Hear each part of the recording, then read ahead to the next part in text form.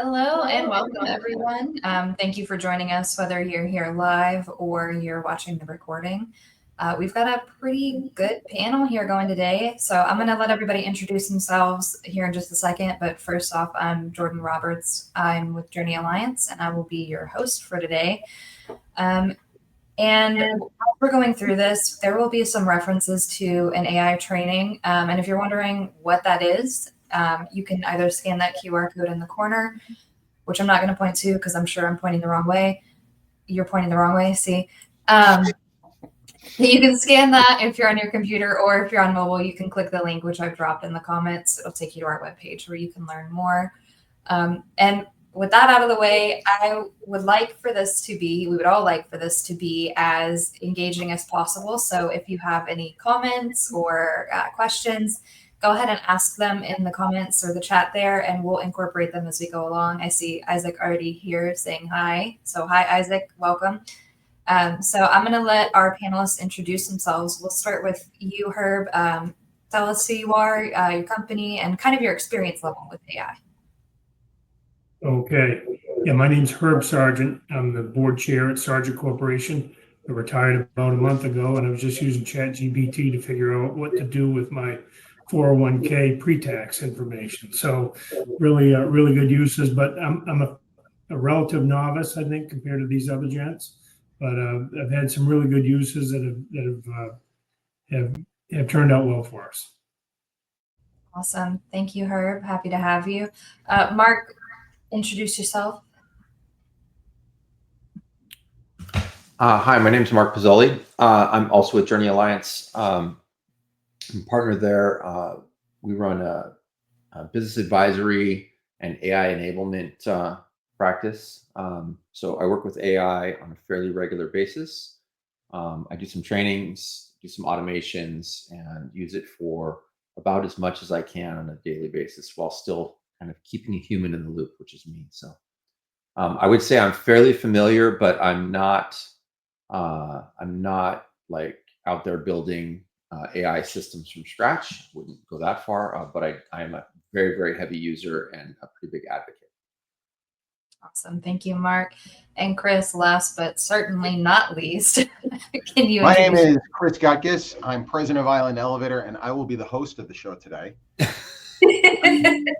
Actually, I'm a new user to AI. I understand the basic precepts. I took a class through Journey Alliance in order to kind of level me up into a higher area of familiarity. And I'm more experimental about what uses I can deploy, although I am I promote it heavily for use within everybody throughout the team, and they're starting to understand the potential too now.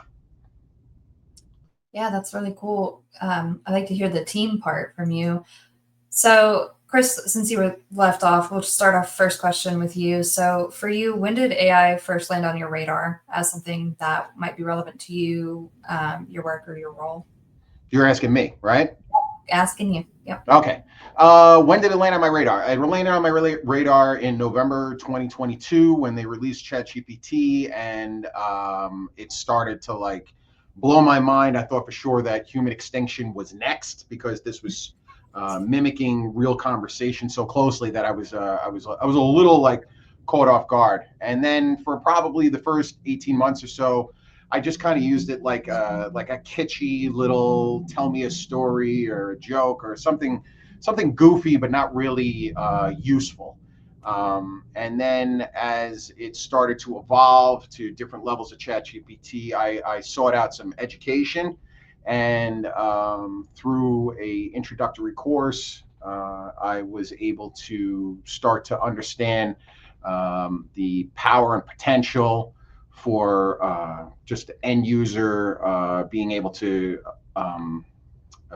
find different efficiencies in how we conduct our business and to just make ourselves operate a little bit better, a little bit more comfortable with this newfound assistant. Yeah. Yeah, I think putting it as an assistant, that's a great way to put it. Although I agree with you. I thought we were heading for like the singularity. I was like, this is the end. But I'm a little doom and gloom personally. So I can be that way. Herb, how about you? When did AI land on your radar as something that was going to be relevant for you? Oh, I mean, it obviously been talked about for years, but our CFO, Tasha Gardner, and I have a friendly competition on the way we approach things. And PowerPoint was one of those things. So we went at that, and then she all of a sudden she leapt way ahead of me with AI, and so I felt like I needed to get involved. And this is really just about 6 months ago, 8 months ago for me. And more or less, I use it not to set up processes because I'm retired. I don't really need any processes anymore. I'm using it to help in situations where I'm consulting with other companies. I will write up notes, my observations on what I see in conversations, and then load that into Chat GPT and ask it, can you talk to me about where these folks are in terms of being tactical, operational, or strategic?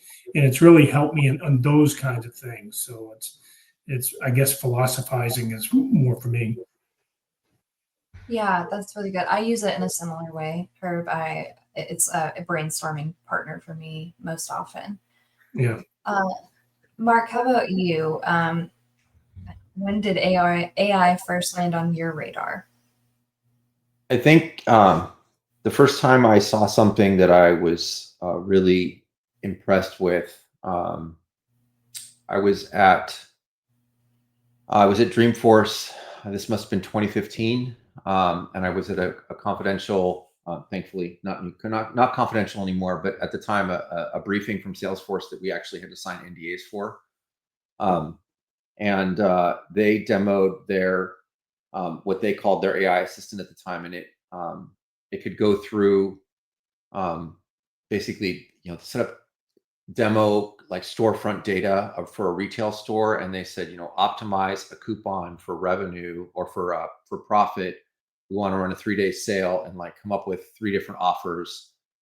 And so that was kind of what they asked it to do. And instead of an answer, it built a presentation and it storyboarded the entire, like, this is what our recommendation is and here's why. And it, in a period of 5 minutes, like you go from nothing to something that a few marketing analysts would have worked weeks on. Like, it was really impressive to see.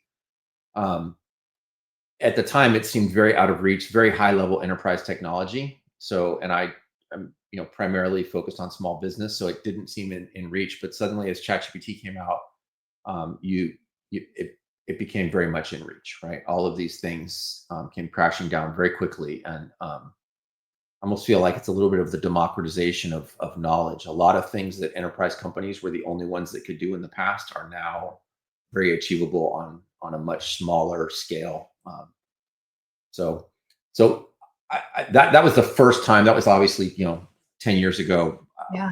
About 2-3 years ago, same time Chris was mentioning, it just became readily apparent that this is a whole paradigm shift for business. So that's when Journey decided to get involved and figure out, like, our clients were asking for it. We wanted to help them solve that challenge. And I think fundamentally, where most small business owners are today, there hasn't been much movement. Most of them are still just, they know they want to be doing something. They know that they should be doing something. They want to stay competitive, and they really don't know where to start. And so I think that's what we're trying to help them with, is just get the knowledge so that they start to have an understanding of what's possible, open their minds, and then help them get started. Yeah, that's pretty incredible that it was already happening in 2015. That something that capable was there. So you kind of knew that something like this was probably coming along back then. I wish I was that smart. Oh, well, I mean, that's fair. I won't say where I was in 2015. I would have had no idea. Chris, you mentioned, and I want to kind of pivot back to this. You had mentioned your team using AI and that kind of being a focus. It sounds like that was a shift in thinking, though. You started with you using AI. So, what were you initially hoping that AI could help you with? It's absurd to think, but you know, when you're enamored by a piece of technology like that, I genuinely hope that AI was going to be able to help me with everything from setting up spreadsheets, developing presentations, and doing my laundry. So unfortunately, part of the process of getting familiar with AI is to understand what its current limitations are. So, but there are things that we can take advantage of right now. And although I may have gotten some of my, excuse me, I may have gotten some of my training in order to help to illuminate that potential. Most of the people on my team don't have anything more than just a very, very basic general understanding of what AI can do. So as they're coming in, we have regular weekly meetings. As we're coming in, I am listening to their problems, and as we're doing process development, and what I'm running it through a filter that's telling me, okay, does this sound like something that AI can help us out with? And then we start having that conversation. And most of the times, team members that don't have that familiarity with it, they're a little surprised, and it gives us something else to kind of like build the conversation towards. Yeah, I find that most often is people are actually kind of blown away by what it can do if you like once you start showing them what it's capable of. But I'll pause right here and say for the people that have just joined us, if you're just joining us, just jumping in, welcome. And we would like for this to be interactive. So please drop in comments as you think of them. And if you're curious about this training that we're referencing, you can scan the QR code or you can click the link that I've dropped in the comments as well. You did point the right way, Chris. Herb, I actually want to point this one to you because I know you've said that you don't have as much experience with AI. So as you're working with it and as you kind of started using it, what were you hoping that it could help with? Really, I didn't have a great idea. My first approach was we had a succession plan in place for some people in the company. It was in a Word document, and I kind of wanted, the succession. It's stretching out across several months, and I wanted to present it in a more graphic fashion. And it did that, but not great. So I was kind of disappointed and backed away from it at that point in time. But more recently, using it more to kind of coach me along in thinking and test my thinking, and then I test it back and really using it that way to help. I'm also in the process of writing a book, so I'm it's helping me along with that, so more in like the writing and thinking area than creating processes and spreadsheets. Yeah. Curious, because you said you had tried it and then it gave you kind of a not great output and you gave up. That's an experience that I think many people can relate to. Even still, sometimes it doesn't give me the output I want and I just quit. What changed in how you were approaching it that made you kind of start getting the outputs that you wanted? Probably a conversation with a friend, about an hour-long conversation with a friend that had been using it fairly significantly, and kind of gave me some pointers on how to get into it and trust it a little bit more. Maybe is the right way to talk about it, and also he pointed me into some of the stronger uses of it, the way that I could set up my own GPTs for writing or thinking or whatever. And so that was a big step for me to get, so I could load, my writings into a GPT, so that it would kind of help me think things through in my own voice. Yeah, that's a really smart approach. Mark recently, like within the last month, showed me projects, which is a way to organize pretty much in ChatGPT. Yeah. I usually approach things with a level of chaos. So the GPT is a better way to go. Mark, can you tell us what you were hoping AI could help you with when it first kind of appeared for you? I'm not sure that I had a specific thing I was looking at. For me, I like shiny objects. So as a technologist, like that's always been something that I've kind of like, I want to go play with the new technology. So I think it was interesting from that front. I do think I had similar experience in that I consistently was overreaching at first, right? Oh, it can't build me an entire presentation from scratch based on one prompt, and then it's frustrating, and then I would move off and I'd come back. But then I found some use cases that it was excellent at, and I would say that primarily earlier on those were more collaborative discussions. I would I would engage with it, if you will, via voice. My wife would laugh at me. I would be cooking and I would just have ChatGPT on so I could ask questions as I was cooking. And I tend to not cook from recipes to begin with, so I was kind of, hey, what's having questions. What flavors go good with this? And like, I mean, you just and it. So my wife's in the other room going, "You're talking to your girlfriend again?" So she's chiming in. But I think that collaboration was really where I was like, wow, this is really powerful in that. And that it can kind of be there all the time.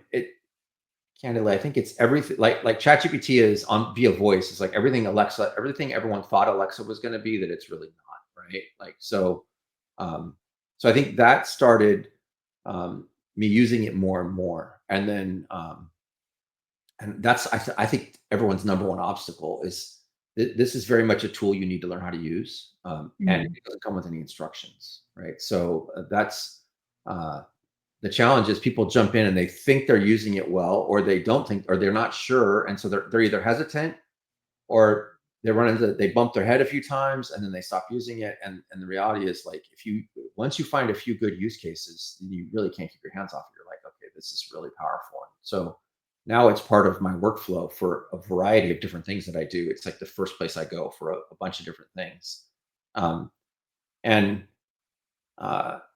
mean, I would say the number one thing I do, like if I have a question that I would historically have gone to Google and I find 4 or 5 websites and I want to research it, like now I can ask that question to ChatGPT and it just consolidates all that information and kind of gives me and synthesizes it and gives me back one answer. And so I don't have to go and do all that research and spend that time. And so it just turned into a really big time saver.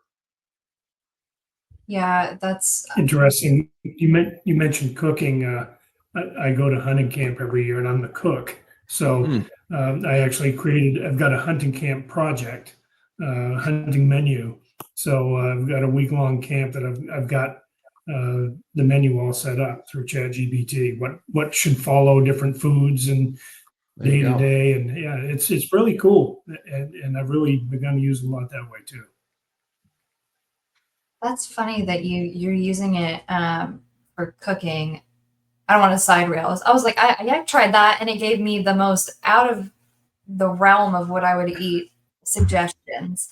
But anyway, Herb, since you brought that use case up, I wanted to ask, what's an example, big or small, of how AI has helped, or you even think it could help, but you haven't tried, that it could help you save time or make better decisions? Or I know you're not with a team right now, but just as a hypothetical, maybe could help a team save time or make better decisions.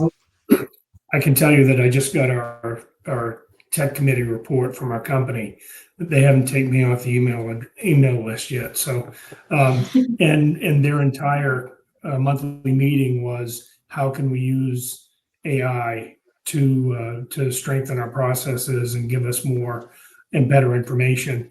And one of the things that I've always said about technology is, if our processes aren't right to begin with, all it's going to do is give us bad information faster. So I've not been involved in that committee, but it's fun watching it from the outside and seeing the information come. I can't say I have an answer directly to your question, but we're looking at it on the operational side. We're looking at it in the process side, project management type things. We have one process that we call prep inspections, and it's where we require our superintendents and foremen to actually sit down with the crew and review the specs and the plans for for a particular type of work. So let's say we're going to install a water line, and they have to sit down with the plans, the specs, the submittal information that we have, and go through it tooth and nail to make sure that we're delivering what the owner wants. And it's kind of a cumbersome process for a superintendent and a foreman to go through all that. I'm thinking that it could be a really good use to load these into a ChatGPT project and get that information out. So that's one thing that we've thought about. We're a little bit careful because we don't want to miss anything in those plans and specs, for instance. So we want to make sure we're probably going to run parallel systems for a while in whatever we do until we prove that it gives us, the right information. Yeah, I think you bring up two really great points. One directly is that you need to be checking this. It's not a hands-off thing. Certainly not yet. We may get to that point with AI, but it's not there yet. You don't want to just completely run with anything. There needs to be a human checkpoint at some point in the process. But also that idea that if you don't have the process nailed down, it's just going to give you the bad information faster. I think in a previous event, one of the panelists had said something like inviting AI into the process sooner. So rather than, giving it a process that you already have and seeing what outputs you can get, is having it help you create that process as well. So I think that's a good point, is if you have a bad process, well, it can help you create the process so that you have a better one. So really good use cases there. Chris, I'm going to jump to you. What's one example from you, big or small, of how AI has helped you or could help your team? It's a couple of examples, and I know that you only asked me for one, but I am a very bad listener. So no, give me a couple. The first one is the process for an installation. So we install elevators, and we're using some equipment that we've never used before from a manufacturer that we've never installed before. We asked them for their installation manual, which was whatever it was, 300 pages. So what I did was I dropped that into ChatGPT, and I asked it to give me a preliminary installation schedule to be able to install this elevator with these specs over a 10-day schedule. What would that look like? Now, what you were talking about before about getting a human checkpoint in there. So we don't have any basis of knowledge on this particular piece of equipment. So once we get this installation schedule, this 10-day installation schedule, we don't know how accurate it is. So, but at least now we've got like the beginning talking point for now going back to the manufacturer and saying, okay, this is what ChatGPT told us that we should be doing on day 1, 2, and 3. How does that sound to you? Is that, based on your experience, yada, yada, yada. Yeah. And then we're able to edit that V1 into a V2 and then give it to the installer with more confidence. So getting like that real life experience in with shortcuts on just digesting and spitting out a massive amount of information in just a few short minutes is a huge time saver for us. And then the second thing that we're going to be using ChatGPT for is to try to level up people, right? So everybody's got A, B, and C players on their team. Mm-hmm. And as an organizational leader, what you're trying to do is you're trying to get the D players to C, you're trying to get the C to B and the B to A, right? Everybody get up a chair. So what you're able to do, I read an article about how they did this in call centers where they had AI listening to and being trained by the best people in their organization that solved customers' problems when they called into the call center. And then they would use that to help inform the B and C players to get them up. So it's similar in the elevator industry. For one, we've got one guy who's just an exceptional dispatcher, but he's got calculations that he's doing in his head, right? Yeah. How important is this customer? How important is that shutdown? Where's the area? Where's the technician? Who, blah, blah, blah, blah, blah, blah, blah, all that stuff. And he's having a difficult time training the dispatchers to have other people do it. So during a conversation that we just had earlier this week, I said, you know what? Let's get a process down. Give me your thought process, your flow chart. We can upload that in and create a GPT, and then that GPT can act as a dispatching assistant for somebody who's on a lower technical skill level, essentially bringing somebody up thrusting them up a couple of notches in a very short amount of time. Yeah. So I think that was it. No, those are really good use cases. I've seen similar use cases. I probably saw that article that you saw about the call center leveling people up. That's a really interesting use case, and using it to document a process in that way it's so simple because you can just talk to it. I don't know if that's how you did it, but I know personally when I'm documenting a process, I'm just talking to it, and that makes it so much easier. We have a question. So Barbara, yes, this would be, I think most of us, I don't know about you, Herb, are you using the paid version of AI, of ChatGPT? Yeah. So you do Yes. get, yeah, it is a little, you get a little bit more from the paid version. So yeah, this would be a paid version. And then we'll go with you, Mark, last for this one. What's an example of something that you've been able to do with AI that's helped you make better decisions? So I think anything that I am contemplating using a third party for, I try to kind of cut out the discovery phase of that, if you will. So instead of using, we use a contracted example because it's something I've done fairly regularly. So if I need a base contract for some new situation, I'm definitely going to have ChatGPT draft the first version, ask me a ton of questions about what I'm trying to accomplish.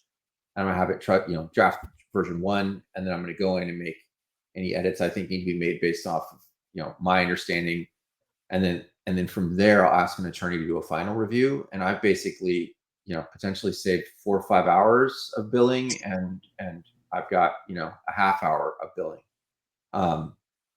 The same is true, like you can apply that use case to almost all of your professional services. If you are we all know that you can use it for marketing creative, but like logo generation, I would never let it do a last draft of a logo, but I would certainly let it do all my conceptual stuff to like, what direction do I want to be going in?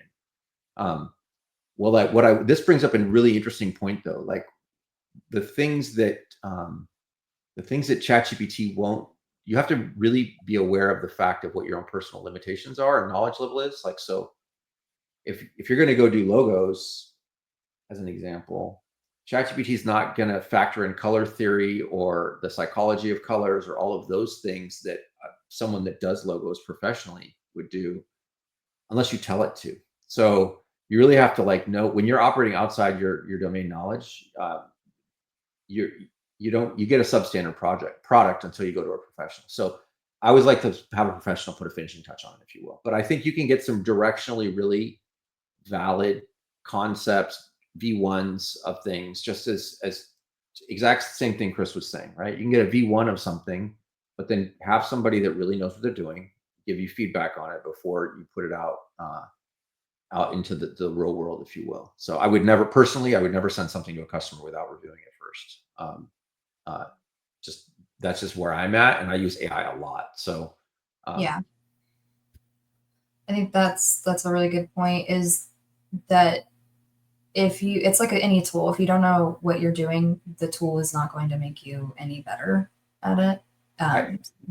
I use the analogy I tell people often, think of AI as an intern with an enormous amount of knowledge, but not wisdom, right? So they come back with, like, if you ask for what you ask for, they really want to help, right? And they give you the answer, but they might also give you like a whole bunch of stuff you didn't need, and or go off on some tangents you don't really want them to. And like it needs guidance in the same way someone earlier in their career would need guidance. And so you have to be willing to coach and guide if you really want ChatGPT's output to be your final output. You got to be willing to put the time in to kind of nudge it back, or you just take that output and then edit it to where you need to be, right? But no matter what, you're going to be involved in the final draft. Like it's we're a long way from kind of fire and forget, if you will. Now, I will say, if you have a very specific case and you set up safeguards and you set up a workflow and it's very much more agentic in nature, and you have structured information coming in and you have structured information coming out, you can get something that's reusable, that's at the quality you want. But what we're talking about here is more of like just chatting with an LLM to get an output. Like that's not, I just wouldn't use that output without reviewing it first. Yeah, a really good point. This is where Mark's domain knowledge of technology becomes very apparent. And the fact that he used the word argentic, I don't even know what that means.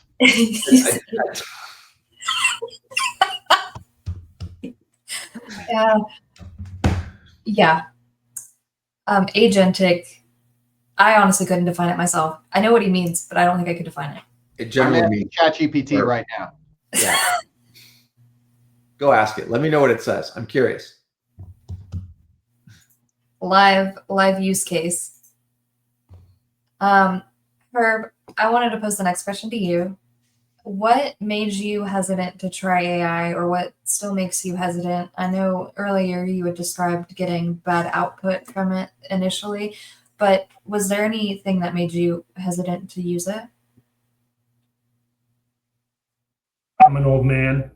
I mean, really, I guess just kind of opening the door to it. I had kind of logged into it once or twice, but I couldn't seem to get the door open, so to speak. And then when I finally a friend offered to talk to me for a while about it, and we got on a call, and that was it. It was really kind of like, this thing's really strange and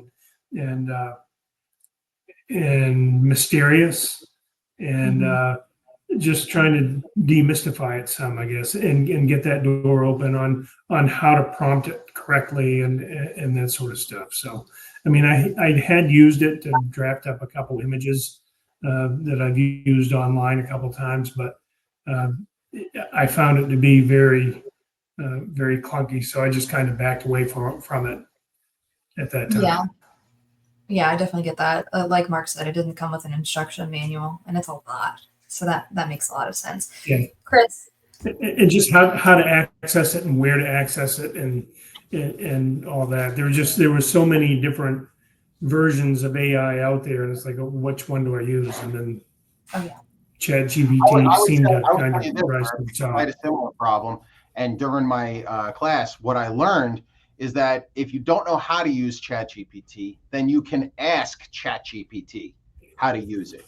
So at one point, I built my first GPT on my own, which was a complete train wreck, right? And right down to the point where I couldn't change the name of it. So I had to ask ChatGPT, how do I change the name? And GPT was like, just tell me what you want to name it, and I'll name it for you. So it's nice because it does kind of come with an instruction manual. You just got to be brave enough to ask it, you know, it's like my wife's like, listen, if you want to know what I'm thinking, then just ask me. And I'm like, oh, well, I guess that makes sense. Right. So, and then as far as the problems are concerned that I've experienced while using ChatGPT, and it just makes me freaking crazy, especially when I'm trying to get something done and it feels like you're almost there, but you never really get there, is that ChatGPT has a habit of being toxically positive, right? Toxic positivity is the ChatGPT word, because while I was telling Mark that I was using the script writer, right? What was that called again? The script writer for it doesn't matter. So I'm writing a script because I want some documents to talk to each other. And I don't know anything about writing scripts. So I'm talking to ChatGPT, and it's like, oh yeah, that's no problem. Just put this in here. So I'm like, okay. So I copy, I paste, I put it in there. It doesn't work. I get an error code. Then I get the error code and I put it back into ChatGPT, and ChatGPT is like, oh, you're almost there, Chris. You're just so close. All you got to do is just one little thing. 3 hours later, the script still didn't work because it just kept coaching me right off the cliff. So you can easily go down the rabbit hole with ChatGPT, and it'll coach you all the way there. So one thing that I've been starting to do is I'm like, I just tell it, like, stop with the toxic positivity, double check your work, don't give me any bullshit. And then I'm finally able to get like some useful data on the first round or second round instead of me asking, 3 or 4 or 5 or 6 different ways. Yeah, that is a really good point. It was really, really toxically positive. They recently updated, it got a little better. You can actually change its personality now in your settings to be more direct. so you don't always have to prompt it. But that is a really good point. We had a question in the comments from Stacy here, and I think Chris, you had mentioned something maybe similar to this. So I'll pose this to you. Do you use images to show concepts, problems in the field? Maybe images that you've generated with using AI? Is that a use case that you've found? That is not something that I have done, and I would not be able to provide any guidance on that. I would defer to Mark. Mark, do you have any So knowledge? I'll use an anecdote. I don't work in the field much, but I would tell you that there are some use cases that are really impressive. And one that I personally received a lemon bush. I thought lemons were grown on trees, but I guess they are also grown on bushes. So received a lemon bush as a gift, and it was in our backyard, and it was struggling. The leaves were yellow, and I do not have a green thumb. And on a whim, I took a picture of it one day and asked ChatGPT, "What's wrong with this? It's a lemon bush. It was a gift. It just doesn't seem like it's doing well. It seems like it's struggling." And it came back with like, "Oh, I think the problem is that you don't have enough. The pH of your soil is probably off, and you need more minerals in your soil. And this is what you should do. And get a pH meter and check." And I was like, "Okay, I'll blindly follow. Like I have no what's the risk here? A plant, right?" So I got a pH meter. It showed up from Amazon the next day. The pH was off. It was like 4.5. It needed to be 6 to 7. Added some of the minerals that the plant needed. ChatGPT also recommended that I, feed it some plant food, and did that. And like literally 4 weeks later, the plant was thriving. And so I would offer that as like, that's one that's an interesting use case, but not necessarily very business centric, but one that is very business centric, in my opinion. As a technology leader historically, when I get an error that's something on my local computer, the first thing I do is take a screenshot of it, put it in ChatGPT, and say, "Hey, what should I do with this? What's the next step?" And I can guarantee you the output you get from ChatGPT is at least as good as the level 1 help desk support you're going to get after holding for 30 minutes. So, did the ChatGPT tell you to put plant food into your CPU? No, it did not, thankfully. The best would have been if you took that picture, gave it to ChatGPT, and they were like, "Mark, your problem is that that's not a lemon bush. That's a canopy." Which would have been great. That would have been great to know as well. Yeah, you're wrong.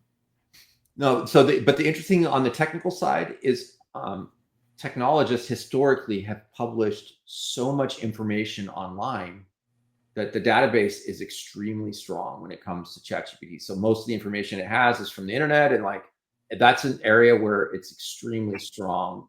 It has an extremely strong background. So that's something. I would tell everyone to do that. Like it's a good first step. A lot of us know that you're likely leading up to reboot your computer as, 4th or 5th step anyway, but like, why not let it give you a couple things to try? Yeah. Herb, I don't know. I know you may not have used this, but have you ever tried that? I just want to give you the opportunity to chime in if you had tried maybe taking a picture of something or know of somebody that has and that worked. Yeah, I have loaded some photos into it or some screenshots into it to try to get some explanations on things, and I found it generally to be very helpful. As Mark said, it's better than you're going to get at the first stage of a help desk. A good way to put that. So yeah, in terms of, and I don't know if our field people are doing this. I don't know how broadly we're using it in our field right now. Mm-hmm. I think we're being very cautious with it, so that because we want to make sure that the information that the field people get is the right information, and if they don't prompt it correctly, whether it's with a photo or whatever, we just want to be careful. We want to make sure we have good success stories that we can replicate across the company.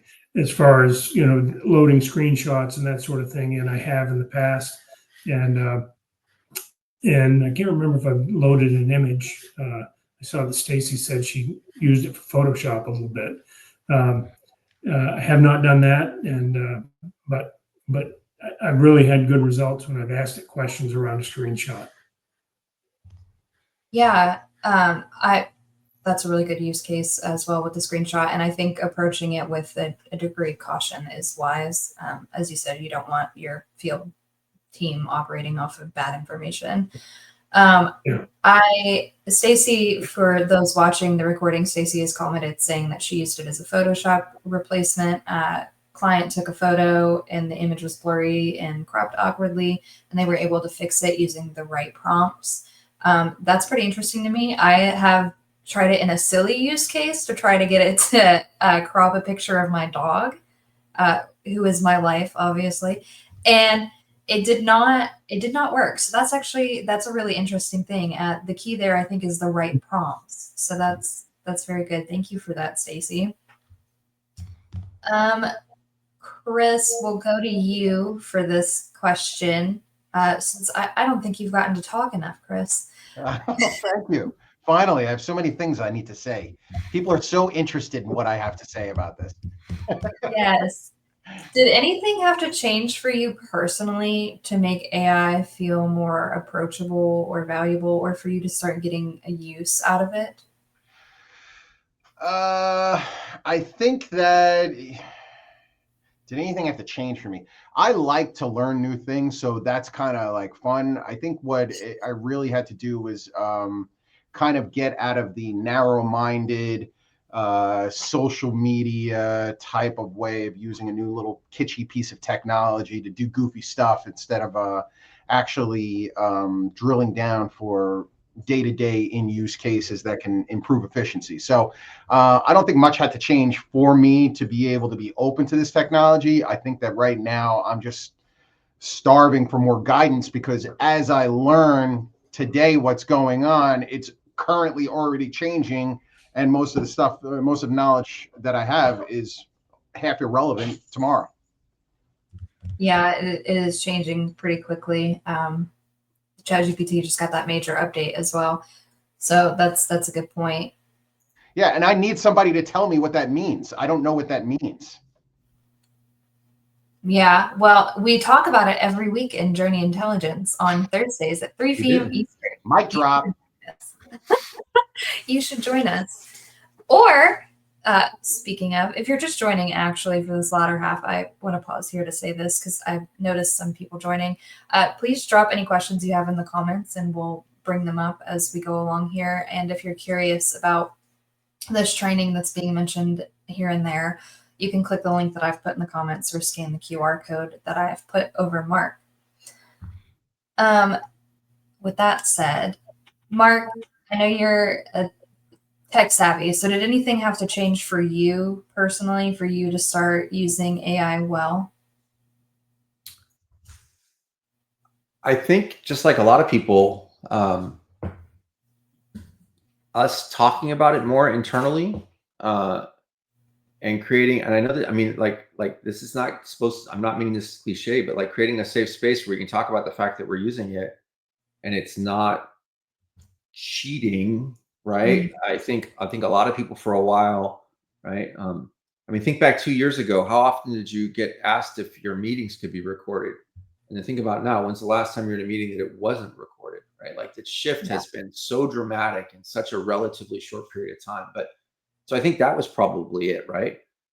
Just this concept that like, and I was introduced to this concept of psychological safety, not the concept, but like how much it mattered to AI, to getting to the tipping point with AI, fairly early as we were developing the training content that we use. Like it's a big deal. Like if people don't think they're allowed to use it, at a lot of companies, a lot of people, like they do what they're allowed to do. So if they feel like they're doing something they're not allowed to do, then they're not going to talk about it. And if they're not talking about it, they're not getting better at it. They're not sharing knowledge. And then simultaneously, there are some cases, as Herb's pointed out, and I would, there's plenty of industries where this is the case, like where you don't want it used. It's not ready for that. It's not ready for prime time in that situation yet. So, so you should talk about where it's okay and where it's not okay. Otherwise, people might be using it where you don't want them using it, and not using it where they could be more efficient. So, so I think that's the biggest thing I would point at that really changed. Yeah, I think that's a really good point. People are using AI whether you know it or not, in your team. So having some guidelines in place is a really wise decision. Herb, you have, I think you've kind of hit on some points that may have changed for you, but just to ask the question directly, what had to change for you to start using AI and it become more approachable and valuable to you? I guess I would look at it like I felt like a 16-year-old that never took driver's ed, but I was sent out to buy a car, right? And there's all these cars, and you got to figure out what all this means. You know, this one gets 40 miles a gallon. This one gets through the mud much easier. But it had, for me, it had to be inside me. Just like I had to be more open to that. Okay, I'm going to learn a little bit about this, and you know, so I'm going to step in with both feet. But I'm going to make sure I don't drown. So just to kind of open my own eyes to it. And I would say that I've enjoyed it. I've enjoyed the use of it. I've enjoyed being able to present the things that I think about into it. And it's, you know, given me a lot to think about to come back with. So, yeah. Yeah, I think that's a really good point. Mark's been saying a lot lately, internally at least, that it's not really a technology issue. You know, implementing AI and using it, it's a people issue. It's how we're thinking about it and how we're managing that change. I do want to ask, I would pose this question to you first, Herb. Have you heard any concerns from other people in the construction industry or any industry really? Their concerns about using AI, and if you have, what kinds of concerns have people shared with you about using AI and implementing it with their teams? I guess the only concerns I've heard which are pretty major, is the information is giving you back right? And I've had to literally correct it a number of times. Like, here's some numbers, here's some figures. Can you run this through for me? And it totally used the wrong numbers to come up with a product that, you know, if you were following it blindly, you could be in a lot of trouble. So, you know, we touched on it earlier to make sure that you put human eyes on it and double check it, which in some cases I think kind of negates whether you even ought to use it or not. I mean, one project I was doing, I prompted to get a product. And, you know, I was like, man, to get a graph from a spreadsheet. And I was like, I could have made this graph in half the time. So not to just see it as a fix-all, and to trust it blindly. I mean, it's got to be used so it's and checked out, so we're not doing the wrong thing, because you could really do a lot of wrong things. We don't want the bridges to kind of blow like this. That reminds me of these idiot attorneys that went ahead and had ChatGPT write their briefs for them, and the briefs were quoting cases that never existed. I was like, "Are you freaking kidding me? You're still charging me $700 an hour for this, and you're letting ChatGPT do it? What a donkey!" Well, they got in trouble, like huge trouble for that. The judge, if we're thinking about the same thing, the judge was not happy about that. Well, since you chimed in, Chris, actually, have you heard any concerns from people in your industry about using AI? People in my industry don't talk to me. They think I'm annoying and too wordy in my responses. Can you believe that? Can you freaking believe that? I can't. Generally, I would say that everybody is looking for a way to apply it, and they're kind of like negotiating with it, like almost like your first email address. What do I need email for? I got a perfectly good fax machine, and the mail comes in every day. So just getting over to my computer and trying to do it this way wastes more time, right? So everybody's very time conscious inside the construction and service industry. So I would say that once it becomes easier to see like a direct path, because people are also lazy, right? Most people are stupid, but the rest of them are lazy. And if you can give them the easiest possible path to be able to use this technology that will appreciably increase their productivity, then then they will. But I don't think we're there yet. We're not at the tipping point. We're still like beta test. Like the people, early adopters are definitely in there before us, but a lot of the normies are beta testing it right now. Yeah, that's fair. I mean, it's a pretty huge thing, and the use cases aren't always super apparent. Mark, I want to pose this question to you as we kind of start to round out here. How would you suggest people separate what's hype from what's actually useful when it comes to AI?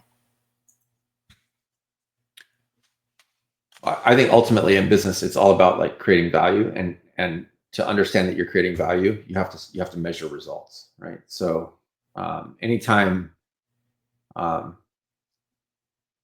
anecdotally think you have results, then you need to be thinking about, okay, so how do I measure that, right? Like people feel like there's results here, but like let's find out if they're right or not. And so I think that's as the industry matures, we're going to see more transparency because it's going to be demanded by businesses and by regulatory agencies at bigger businesses into like how AI got from point A to really it's not point B, it's like point Z, right? Like how how did it get here? And so that will also lend it to measurability. But I think also people need to use the technology enough so that they start to understand how to measure it. Like how do you measure something that doesn't have structured outputs? Like it's essentially now we're talking about grading papers, which is very subjective. We all know that, right?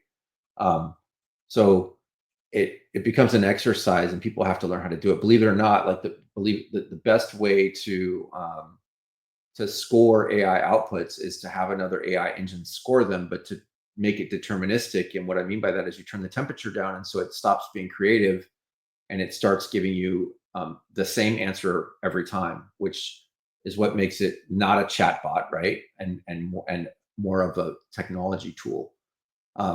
But a lot of people don't know how to do that or know how to create situations to do that. So we have an interesting situation. We've never had a piece of technology or a technological advance take the business world by storm. I mean, the pace of this is really incredible. I went through the .com boom early in my career. It happened over 12 years. Like it was a slow moving storm comparatively. And it's only been 3 years. Most people didn't even touch AI until 2 years ago. And all of a sudden it's in everyone's daily lives. So, I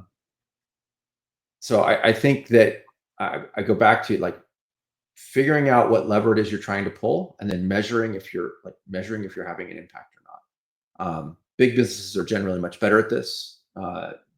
And so it is a challenge for smaller businesses because they don't have the formal project management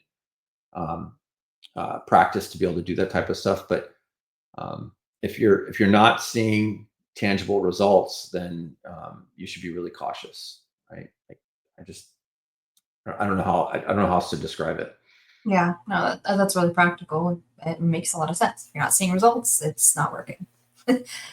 I want to pose this last question from the audience to any of you, Herb, Chris, Mark. Have any of you used AI in the RFP process at all? I don't trust it enough to do that. I don't trust it enough to read an RFP and tell me what's important or break out my section. You still got to get in there and make sure, because in our industry specifically, the details will bankrupt your company. So you need to make sure that you're proposing things that they're asking for, and not some idealistic output from a piece of technology. Mm. I would say, I know we're using it some for contract review, which is, I guess, part of the RFP process, but not responding to an RFP, but just to try to flag for things that there's sensitive things that we don't want to sign on to in a contract. So to that extent, we're using it some. Yeah. And Yeah. I think if you're going to put it in a process like that, and this is not real world, but like I would put it very high up in the funnel, right? Filtering out, but I would make the goal, how do I prevent using the time of my team that has to review these RFPs before we bid on them?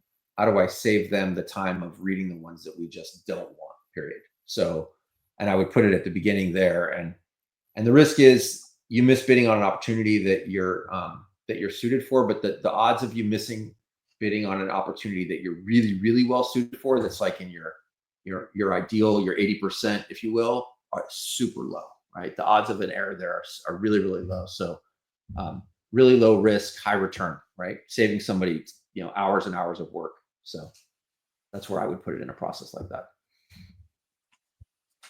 Really good answers. I hope that was insightful for you, Stacy, and thank you for asking that. I'm going to ask one last question to round us out before everybody we go into the how to contact part. Herb, for you, if someone in the audience said, this all sounds interesting, but I don't have time for it, what would you tell them? Well, I can tell you that I spend a little bit more time at the computer than I used to because of it. It gives me some more uses that I wouldn't have thought of. For instance, cooking was mentioned. Mark mentioned that, and so I'm using it for more things than I thought I would. If somebody said, they don't know how to get started, or they're afraid. I can't remember exactly what the question was, but I would say give it a try. I don't know that it saved me a mountain of time. I haven't used it to answer my emails or anything. I haven't set it up like a lot of people apparently have. So I'm rubbing right on the outside edges of it, really, to be honest with you. I would say it's helped me process things in a way that I might not have without it. Thinking through things that I might not have thought through without it. Yeah, absolutely. All right, Chris, from you, if someone in the audience said that it sounded interesting, but they didn't have time for it, what would you tell them? I would tell them, I wouldn't tell them anything. You're an idiot. You don't have time for it. You got time to watch all of those stupid videos on TikTok. You got time to watch 26 seasons of Project Runway consecutively. You got time for all of the dumbest stuff in the world that brings absolutely no value to your life. If you can't carve out some time in order to get better, then everybody's just going to pass you by. So if being left alone and left exactly where you are makes you happy, then continue to stay there. That's good for you. But for everybody else that's trying to get ahead, this is going to become mandatory for you to at least have a basic conceptual understanding, and then eventually usage, and then eventually a certain level of expertise. Yeah, I think well put at the end there. Maybe wouldn't use the same words, but definitely something you're kind of getting left behind. Now you know why nobody in my industry talks to me. Well, Mark, how about you? Yeah, so I think this just to me reeks of the old adage, right? Like what we can't afford to train all these people. Like what happens if we train them and they leave? And what happens if we train them and or we don't train them and they stay, right? Like this is that this technology is coming, and you can either be on the leading edge and learn how to use it, and I still think it's going to get better. I tell people all the time, like today's the worst it's ever going to be. It's going to continue to get better and better from here. The pace of that getting better, thankfully, has slowed. I think that's a good thing, stabilization.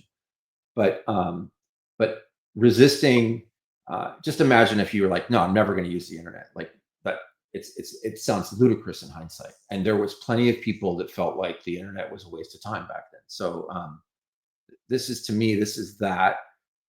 Is it going to be as, it may not be as big of a technological advancement as we think it's going to be, but it absolutely is going to be a technological advancement that we're all going to continue to use in years to come. So it seems a little bit, not a little, it seems a lot naive to not make time to learn how to use it, or to at least have your team learn how to use it, right? Like if you don't, like if it's not the thing for you, fine. But like if you're resistant on behalf of your entire team, your company, I think you really are putting yourself in a bad spot.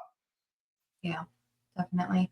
Yeah, all right. Well, it's kind of like somebody still using a horse and buggy.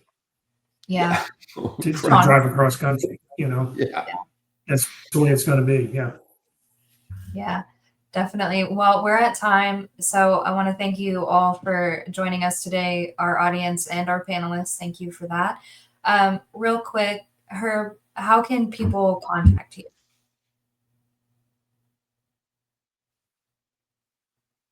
So I'm on LinkedIn. Herb Sargent on LinkedIn is the primary way. Gotcha.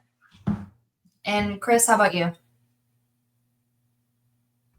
I will be selling magazine subscriptions door to door in your neighborhood this week or next. Please answer the door when I ring the bell. And other than that, I don't really think you want to talk to me anyway, so it's okay. Just remember, Chris Guckus. You want to find me, you will. At least you're not selling encyclopedias. I have some of those, Herb. I've got Those a guys set. are out of business. How can people contact you, Mark? Easiest way is at the QR code that we can't seem to decide where it's at. To me, it looks like it's right there, but I'm not But sure it's that not how it looks the to other everyone way. else. Yeah. It's this way. So scan there. I'm available on LinkedIn. You can reach out to me there. You can reach out to Jordan, track me down. I'm easy to find. Yeah, you can always reach out to me on LinkedIn. Or if you want to learn more about what we offer with AI training, you can, as Mark said, scan the QR code or click the link in the comments. But thank you everyone for joining, watching, and we'll see you next time.